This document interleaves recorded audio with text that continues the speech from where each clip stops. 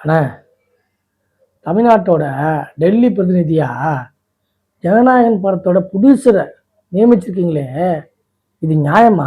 ஒரு முக்கியமான விஷயம் என்னன்னா, கஷ்டமான சூழ்நிலைகள் அவங்க மிகவும் உறுதியாக நின்றவர்கள், மிகவும் நம்பிக்கையானவர்கள். அண்ணா, நான் என்ன கேட்குறேன், இலங்கை தமிழ் பிரச்சனைக்காக ஏதாவது போராட்டம் பண்ணாரா?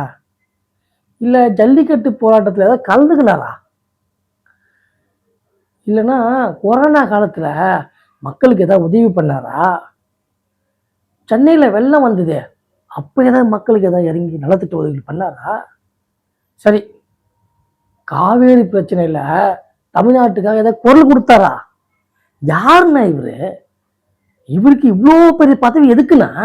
டெல்லி பிரதிநிதி அவர் எந்த முடிவுகளையும் பெரிய முடிவுகள் அவர் என்ன இன்னைக்கு பெரிய அப்ரூவல் கொடுக்க போறாரா, இல்ல பெரிய முடிவுகள் எடுக்க போறாரா? அண்ணா, பெரிய பதவி இல்லைல்ல, முக்கிய முடிவு எடுக்க போகிறது இல்லைல்ல. அப்படி இருக்கும்போது நம்ம கட்சியில் இருக்கிற ஒருத்தனை கூடமான தகுதி இல்லை, இல்லை ரசிகர்கள் யாருக்குமான தகுதி இல்லை, தமிழ்நாட்டில் இருக்கிற யாருக்குமே தகுதி இல்லையா? ஒரு கர்நாடகாக்காரருக்கு இந்த பதவியை தூக்கி கொடுத்துருக்கீங்களே, இங்க இருக்கிற ஒருத்தருக்கு கூடமான அந்த தகுதி இல்லை. நிறைய பேர் அதை தவறா புரிஞ்சுக்கிட்டாங்க. சோ அவர் கர்நாடகாவை சேர்ந்தவர், அவர் கர்நாடகாவில் போய் தொழில் தான் செஞ்சுட்டு இருக்காரு. அவர் ஆந்திராவை சேர்ந்த நபர். நல்லா வருது வேணான்னு பாக்குறேன்.